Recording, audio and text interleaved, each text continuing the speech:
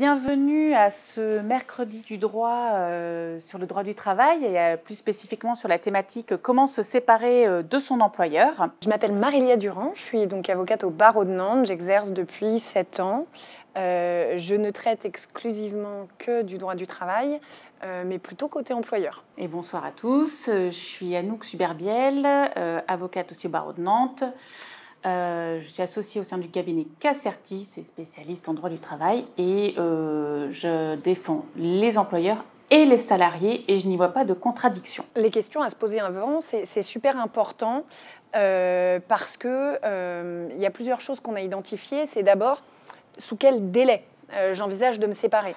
Est-ce que j'ai tout de suite, moi, retrouvé un emploi et donc j'ai besoin d'être libérée de mon emploi sous 1 semaine ? Je ne vous cache pas que c'est un peu court.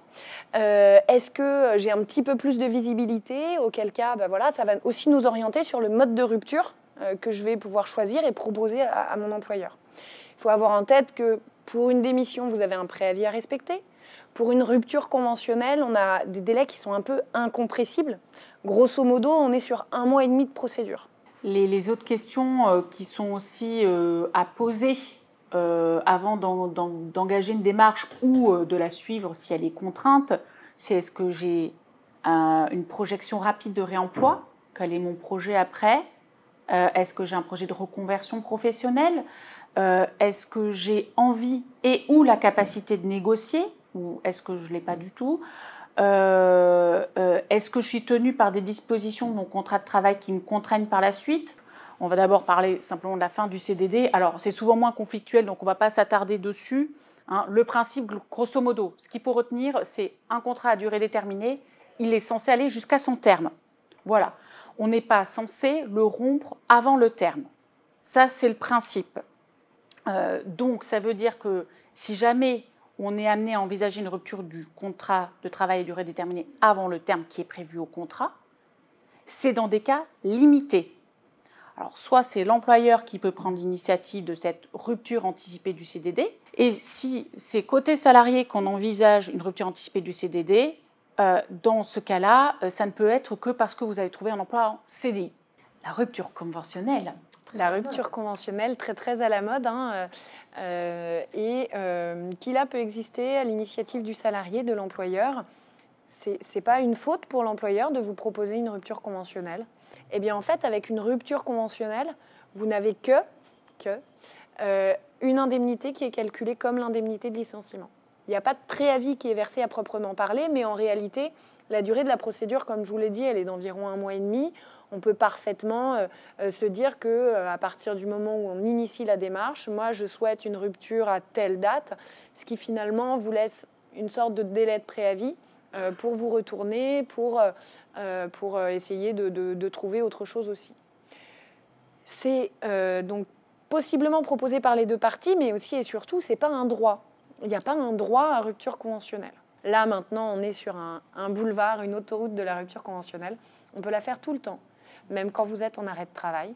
Même quand vous êtes en arrêt de travail suite à un accident du travail ou une maladie professionnelle, vous pouvez demander une rupture conventionnelle. Ou votre employeur peut vous contacter pour ça. Même en cas de congé maternité, on peut conclure une rupture conventionnelle. On n'est pas obligé d'attendre son retour. Voilà. On va donc attaquer les modes de rupture à l'initiative de l'employeur. Donc évidemment le licenciement, une procédure de licenciement. Le tronc commun, c'est une convocation à un entretien, un délai minimum entre la convocation et l'entretien. Je peux aller en entretien assisté de certaines personnes, pas de tout le monde, pas d'un avocat, pas d'un membre de ma famille. En entretien, je suis là pour me défendre sur le motif du licenciement qui est envisagé. Et puis, après l'entretien, l'employeur doit respecter un certain délai de réflexion. Et à l'issue de ce délai, s'il maintient ou s'il décide de prononcer le licenciement, il envoie une lettre de licenciement. Les motifs de licenciement doivent être mentionnés dans la lettre, ils doivent être précis. Vous pouvez demander dans un délai de 15 jours suivant l'envoi de la lettre des précisions sur le motif du licenciement, quel qu'en soit le motif. Et puis à compter de l'envoi de la lettre de licenciement, par le délai de préavis qui dépend de votre classification, de la convention collective de votre contrat de travail, Quel que soit le motif du licenciement, on a droit au chômage. Même en cas de faute grave et même en cas de faute lourde. Comme pour tout mode de rupture, on peut contester dans un délai d'1 an. Ce qu'il faut avoir en tête, c'est au moment d'un entretien préalable, l'employeur ne doit pas avoir pris de décision à votre encontre. Alors vous allez me dire, oui, dans les faits, oui, vous avez raison. Dans les faits, bien souvent, il a déjà pris une décision. Donc ça veut dire que déjà, il ne doit pas vous le dire. Tu vas être licencié. Sinon, on le fait acter. Si vous êtes assisté à un entretien, tu notes. Il ne doit pas vous le dire avant l'entretien. Il ne doit pas le dire à vos équipes. Il ne doit pas vous supprimer de l'organigramme. Vous êtes là. Au moment de l'entretien, le licenciement est envisagé. La faute simple, c'est une petite faute, c'est un manquement contractuel, mais ce n'est pas de nature à vous priver de l'exécution de votre préavis. D'accord ? Donc vous touchez et votre indemnité de licenciement et votre indemnité de préavis. Après, on a la faute grave. Et pour ça, il faut agir vite. Et à ce moment-là, c'est privatif et de l'indemnité de licenciement et de l'indemnité de préavis. Parce que c'est une faute qui est d'une telle gravité qu'elle empêche la poursuite de la relation de travail, même pendant la durée du préavis. Et la faute lourde, c'est une faute qui est guidée par une intention de nuire du salarié à son employeur. Et ça, c'est extrêmement difficile à prouver. L'indemnité de licenciement, il est le même que je sois en rupture conventionnelle ou en licenciement. La loi elle nous dit quoi ? Elle nous dit, on va calculer le salaire de référence du salarié, donc on va faire une moyenne de ses salaires. Je vais appliquer un quart de mois de salaire, donc 0,25 fois ce salaire, fois mon ancienneté. Quand on a plus de 11 ans d'ancienneté, sur les 10 premières années d'ancienneté, c'est cette formule de calcul qui s'applique, et pour les années au-delà, donc à partir de la 11e, on va appliquer un taux de 1 tiers. C'est 0,33 fois le salaire fois l'ancienneté.